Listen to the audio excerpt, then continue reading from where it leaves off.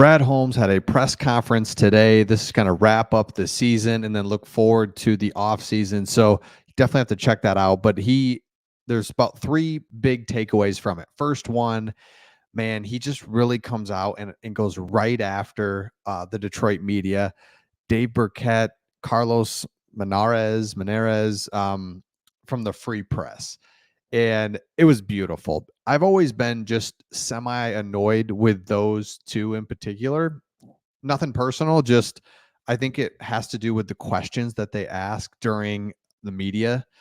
When the media is available, and they talk to Dan Campbell every like 3 times a week, and it's just like for 17 weeks or more than that, like preseason, 20 weeks in a row, and they just ask questions that's like, man, there's got to be different questions that they can ask. Anyway, Brad Holmes comes out and he says, hey, one thing he's tired of is hearing that this is a 1-year thing, that it's a fun, cute story, that it's a magical run. He's like, this is intentional. This was meant to be like this.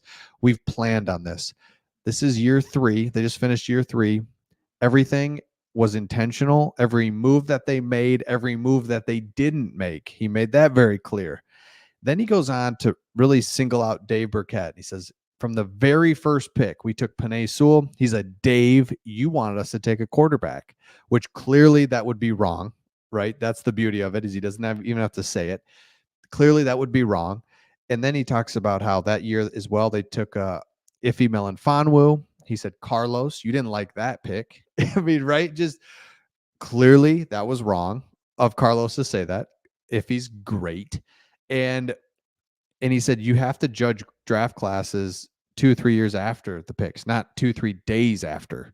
He's right. And when he also understands the business of the media and articles and speculation, but he got out in front of that as well. And he's like, hey, fans, a lot's going to be made over what happens the next 3-4 months. He's like, you can trust us now. We have a track record. And he's exactly right. We can trust Brad Holmes because yes, moves that he made that first year, we didn't know. It's like Amon-Ra St. Brown, like out of, what's he at USC? And he kind of seems small for a receiver. That was wrong. He is all pro everything, right? So he just has a track record now and that we can trust. And so, and I get it. We're in this space of creating and trying to get clicks and trying to get people's attention, but it's different for those guys that work for the Free Press for a couple of reasons. Number one, they're right there in the building, looking those guys face to face, and they get to ask them questions. If we got to ask Brad Holmes and Dan Campbell and the players direct questions, I think our videos and different things would be different. We'd be more reporting on straight up facts, right? Because we just asked you a question where their questions are kind of baity. They're trying to get you to say, and again, I get it. They're trying to get to some bait I'm going to give me something, give me some meat, so they're trying to ask questions. It's not an easy job, but it was really cool to see because they deserve it and they can do it. Brad Holmes, Dan Campbell,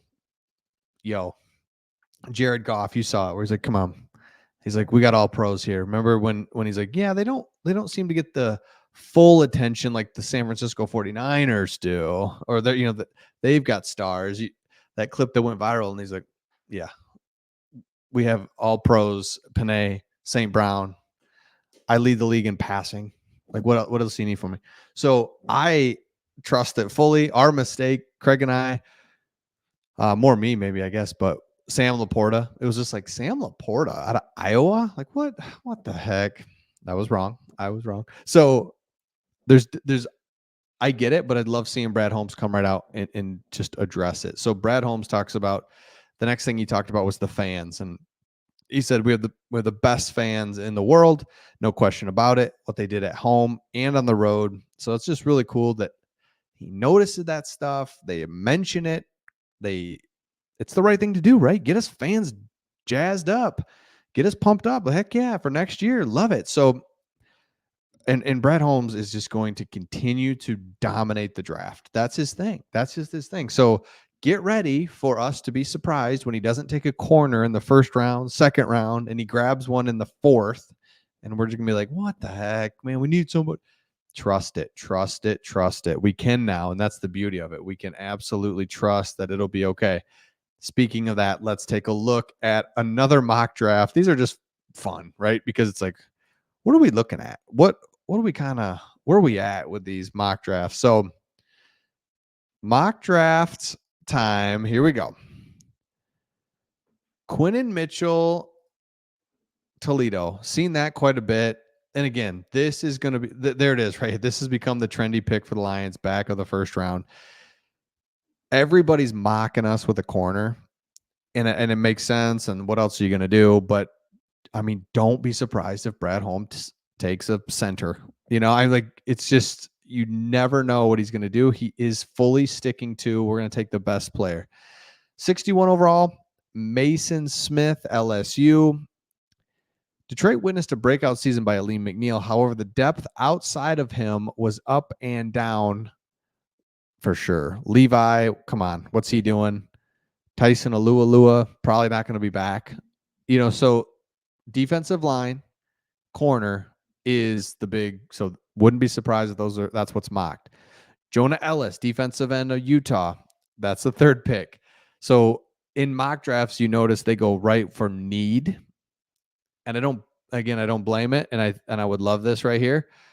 Again, Brad Holmes has not drafted for need at all. And it's worked out tremendously. 92 overall, Johnny Wilson. So we get 6'7", dude. Now we keep getting mocked a wide receiver, and we keep getting wide receivers talked about. So I don't hate it, but also we don't really need it either. So it'll be interesting to see what happens there.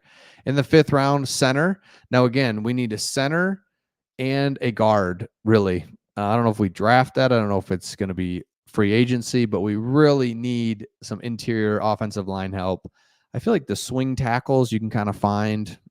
We got Skipper. We got, he really didn't play much straight up tackle much, but man, Graham Glasgow free agent, Jonah Jackson free agent.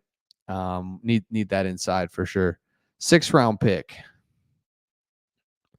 Will Reichard, Alabama kicker. Love this.